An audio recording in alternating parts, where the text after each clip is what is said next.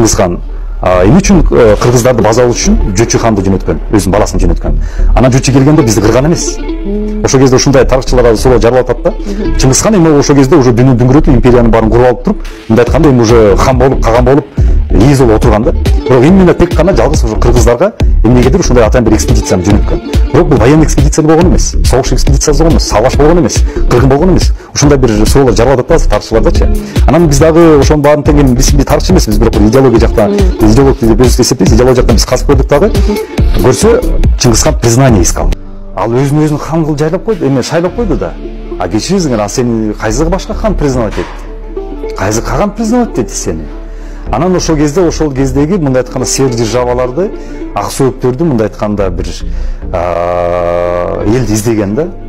Анан ошол кезде жалгыз гана кыргыздар. Эми бул азыркы расмий тарыхта айтылбайт. Бирок биз буну ошону айтып чыгышып башташыбыз керек. Жөчү хан эмне үчүн кыргыздар келген? Ал мындай айтканда за признанием келген. Таануулукка келген, бизди тааныгыла деп келген да. Президенттер жаңы шайлап атканда бул башка президенттерден таанууну издейт да. Мисалы Садыр Нуркожоевич президент болду, ага чейин Сооронбай Шарипович, ага чейин Алмазбек Шаршенович, ага чейин тиги Бакиев, тиги Акаевдер болгондо булар эмнени издейт? Булар башка президенттерден признанияны издейт. Ошондон кийин кыргыздар Чыңгыз ханды тааныгандан кийин Чыңгыз хандын толук мындай айтканда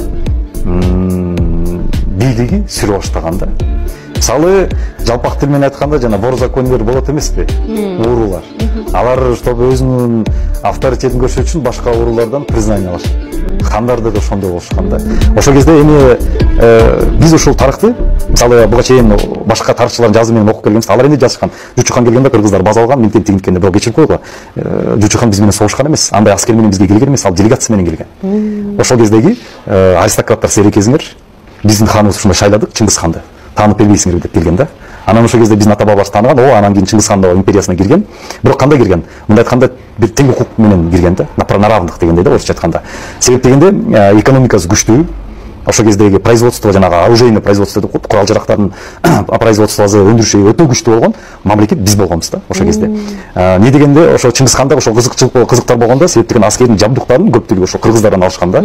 Ошол кезде мисалы дизайн, ошол кезде технологиялардын баары тең ошол аскердин жанагы защита эткен ошо жанагы жабдуктар, завод кийимдер бүт баары тең ошо кыргыздардан алганда, ошон үчүн кыргыз мамлекетине тийген эмес.